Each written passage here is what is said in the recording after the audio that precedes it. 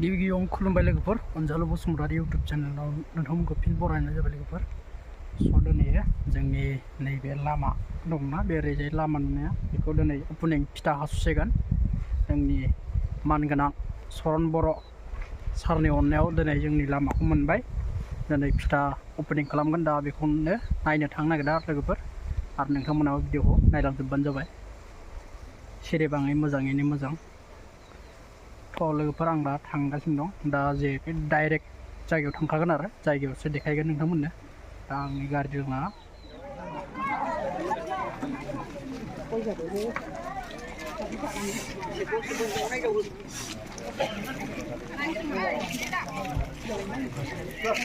मोसाग्रा फैनो होनदोंमोन बोरो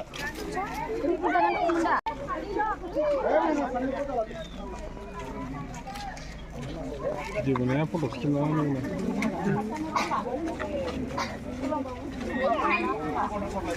Tamam sudah bayarna लोगोफोर जोंनि गामिनि गोनजा बियो बेसां दङ ओरैबो थांजागोन दा इथिंबो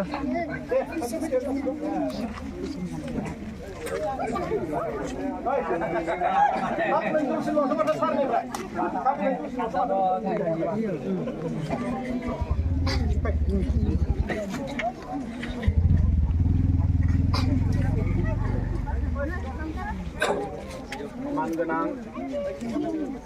दिनै जोंनि बे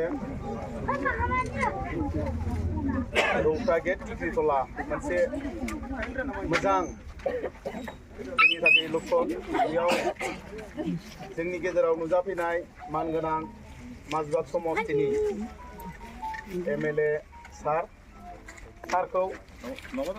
सिगाङावनो गांसे आर'नाइजों जों सिनायथि होसिगोन।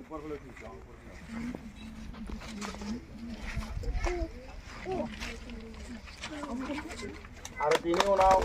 जोंनि गेजेराव दङ मानगोनां जोंनि डिपार्टमेन्टनि मकन्द सरगियारि सारखौबो गांसे आर'नाइजों बिथांखौ मान बावगोन।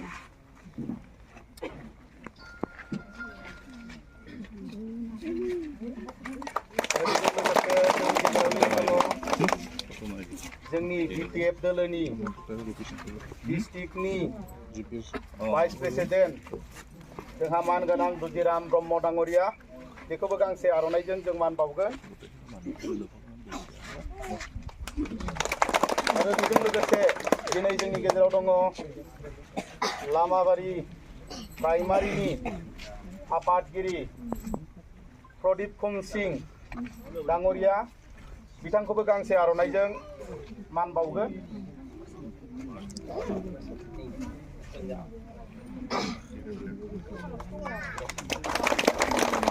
आरो बेजों लोगोसे दिनै जोंनि गेजेराव दङ जोंहा सेन्ट्रेल वुमेन सेलनि डिस्ट्रिक्ट वुमेन सेलनि प्रेसिडेन्ट मीरा बायद' दैमारि, बिथांखौबो गांसे आर'नाइजों बरायगोन।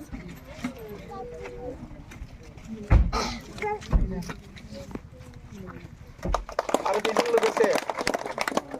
जोंनि बिपिएफ कर्मीनि गोबां बिबानाव थानाय मावथि लोगोफोर जोंनि गेजेराव दङ। आरो जोंहा सासे आलासि सफैबावबाय, डिस्ट्रिक्ट आदिबासी सेलनि प्रेसिडेन्ट मानगोनां नबकर्मी बिथांखौबो गांसे आर'नाइजों मान बावगोन। कर्मी आरो बेजों लोगोसे जोंहा बाङालि सेलनि सासे सदस्य दंबावो, बे सेन्ट्रेल लिंना डिस्ट्रिक्टनिमोन, आं मोजां मिन्थिला बिथाङा बापिदर, बिथांखौबो गांसे आर'नाइजों मान बावगोन।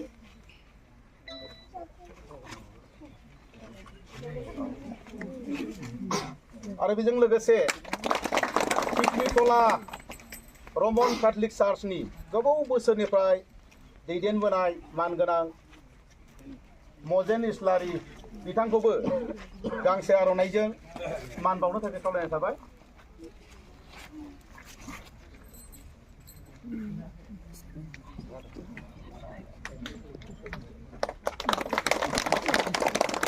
दा जों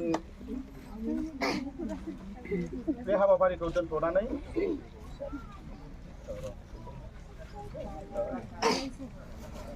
जोंनियाव सारखौ मान बावनो नागिरदों काथलिक फिख्रितला काथलिक मण्डलिनिफ्राय जोंहा नेहाथारि लुकास मोसाहारि बिथाङा मान बावगोन आरो बेजों लोगोसे गामारिगुरि बाथौ आफादनिफ्राय माइनाव आफादनिफ्राय सारखौ मान बावगोन गांसे आर'नाइजों आरो बेनिफ्राय दंबावो जोंहा रुपाजुलि सालबारि मण्डलिनि बायटिस्ट चार्चनिफ्राय सारखौ मान बावगोन बिथांखौ मान बावफैनो थाखाय खावलायनाय थाबाय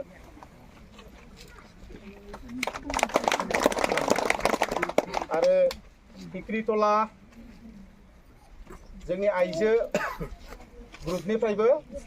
सारखौ मान बावगोन गांसे आर'नाइजों दंबावो नामा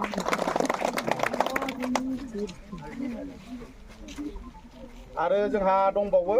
जोंनि पेन्टेकस चार्चनिफ्राय सारखौ मान बावगोन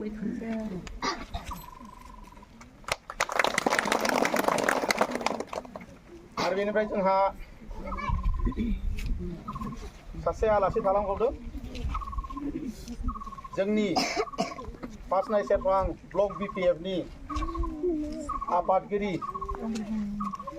भाइस प्रेसिडेन्ट मानगोनां सुकुट सिं बसुमतारीखौबो गांसे आर'नाइजों बरायनो थाखाय खावलायनाय थाबाय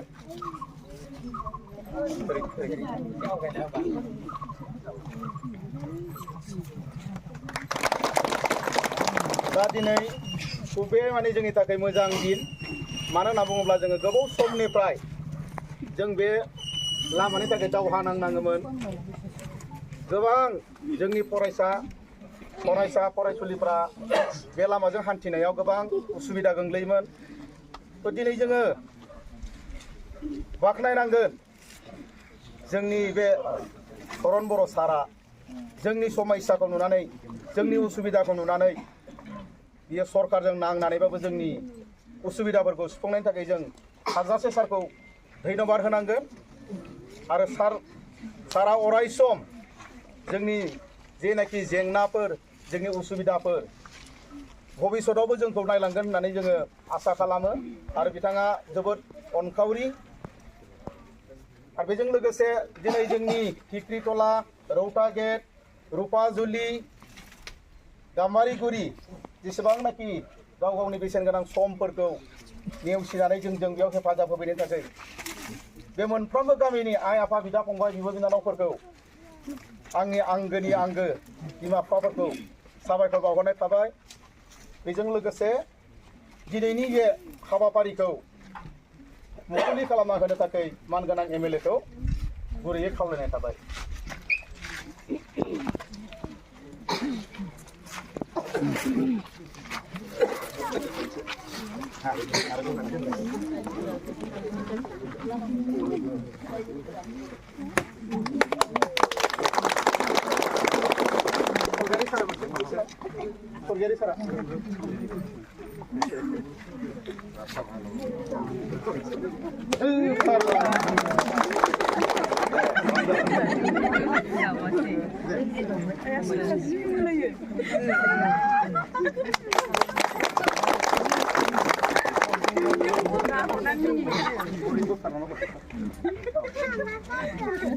Baik, foto langsung baik.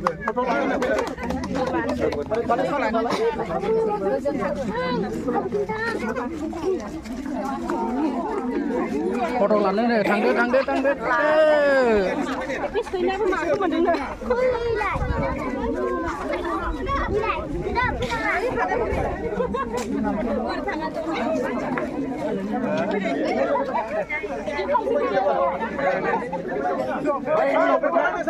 Jalan dari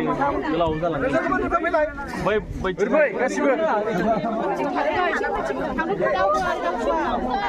Doanya sih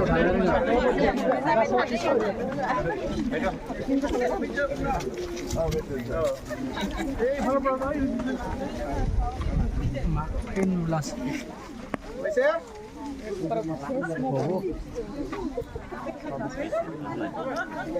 Sampai? Sampai na?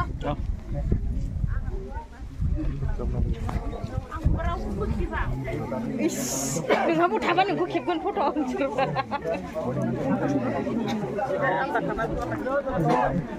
सानैसिम मोनसे खावलायनाय गावनि मेलेवदो सुंद' बिबुंथि लाखिनो थाखाय सारनिसिम खावलायनाय थाबाय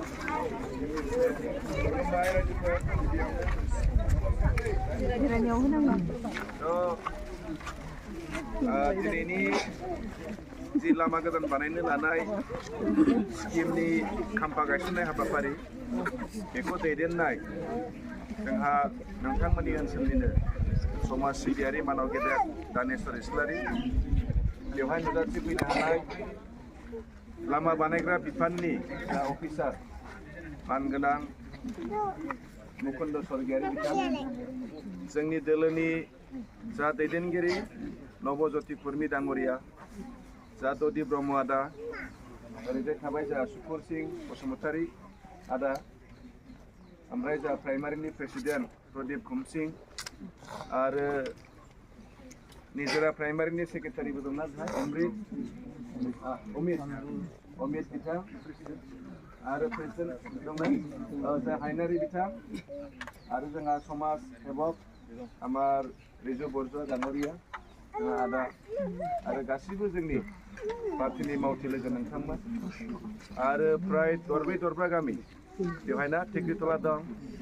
ओमफ्राय रुपाजुरि दंना ओमफ्राय केन्टिकस गाम्बारिगुरि हादानगुरि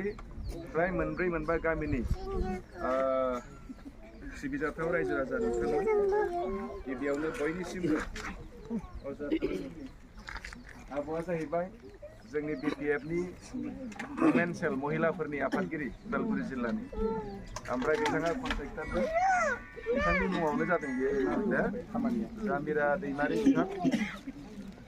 बयनिसिमबो गाहाम अनसायनायखौ आं जासिहरबाय दिनै थारैनो आं बिराद गोजोनदों मोननै खारनाव गोजोनदों जिहेतु आं मिथिखागौ नोंथांमोननि जि हान्था मेला खोब गाज्रि आरो बिराद दुखु खस्थ' सहायनांगौ जायो नोंथांमोना आं मिथिखानाय हिसाबै नोंथांमोननि बे लामाखौ होनो आं गोबाव समनिफ्रायनो नारानाथा नाजाबाय थादोंमोन नाथाय सुजुगजों समजों मिलायाखैमोन जायाखैमोन मालाबा टेकनिकेल प्रब्लेम मानो होनब्ला जोंनि बे ओनसोलखौ दासिमबो जिहेतु जों गामि महरै मोनफुंनो हायाखै नङा होमबा जों दाबो फरेस्ट हिसाबै दङ जायनि जाउनाव टेकनिकेल एसे प्रब्लेम फैयो खिन्थु एबार नाजायै नाजायै आंनि नाजानाय सम थाखा फैसा गासिबो मिलायबाय आरो मिलायनानै नोंथांमोननो नैबे जि लामा बेखौ आं नोंथांमोननो जिहेतु मा होनगोन बेखौ दान हिसाबै होनो हाबाय बे हिसाबै आं एकदम गोसोनिफ्राय गोजोननाय मोनदों आरो मोनसेया जाहैबाय मोनसे गोजोननाया नोंथांमोना दिनैनि बे मोजां समाव जे बयबो लोब लोब फैदों नङा होमबा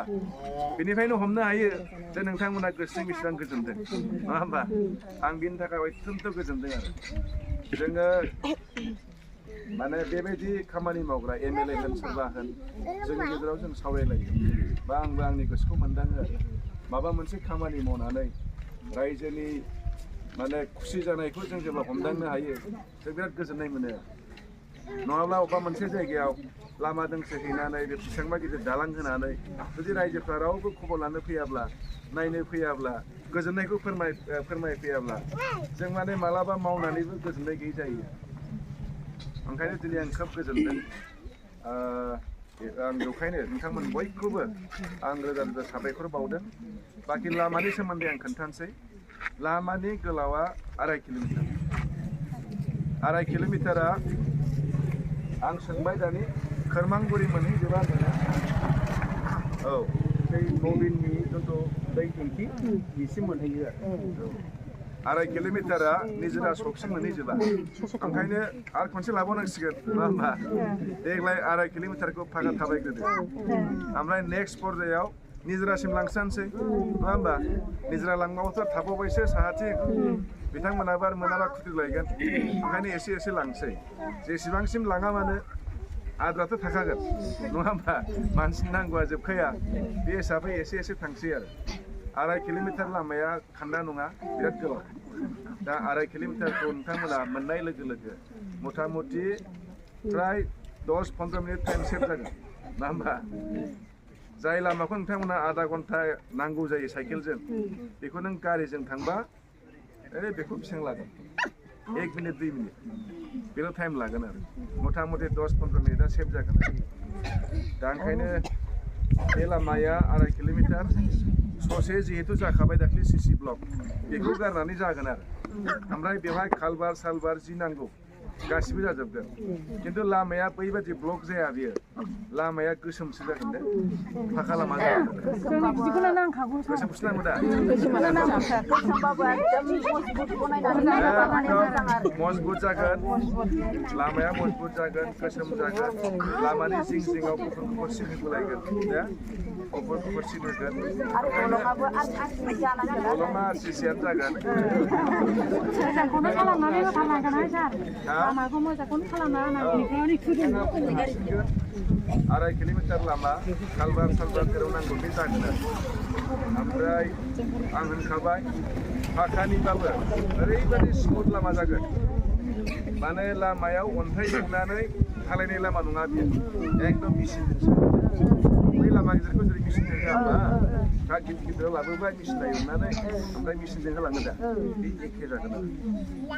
ओमफ्राय गोसोम लामाया एसे साफासिन थायो समायनासिन जायो खिन्थु बेवहाय नोंथांमोननि खाथियाव एसे सोनारबाय गामिनि रायजो राजाफ्रा एसे एनै दाखोर दालाफोर थायोब्ला बोस्रांबायनानै होब्ला लामाया साबसिन थायो आरो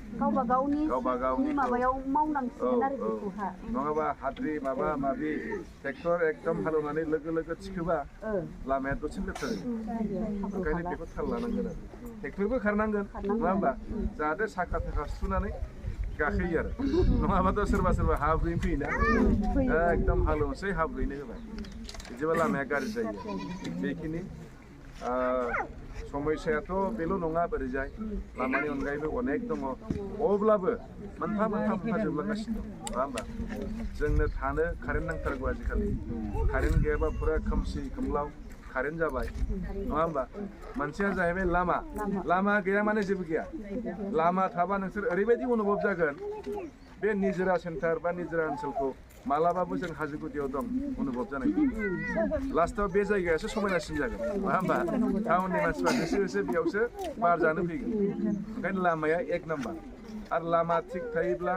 बेनिफ्रायनो जोङो बेफार आजार मावहैनो हायो गथ' गथाया बहाबा बर्डिं हस्टेल थायालासिनो न'आवनो थानानै फरायहैनो हायो अब्ला खरसाया खम जाबाय ओंखायनो लामाया एकदम 1 नाम्बार लामा कारेन्ट दा लोंनाय दैयाबो जाबाय नङा होमबा मोनफा मोनफा समाधान जालांगासिनो दङ दा जोंहा थाहैबाय ओमफ्राय फरायसालिफोरनि खोथा फरायसालिफोर नोंथांमोना एलपि स्कुलफ्रा जाखाबाय नङा होमबा मोनसे मोननै मोनफा मोननै दंबावो खोमा खिन्थु जोंनाव एमइ स्कुल हाइ स्कुल गायसननायाथ' एसेबां सहस नंखाया मानो होनबा सात्र बुरजा नांगोन सात्र गैयाबा आजिखालि स्कुल जाया बे हिसाबै रोजा रोजा साबायखर थाबाय एमएलए सारनिसिम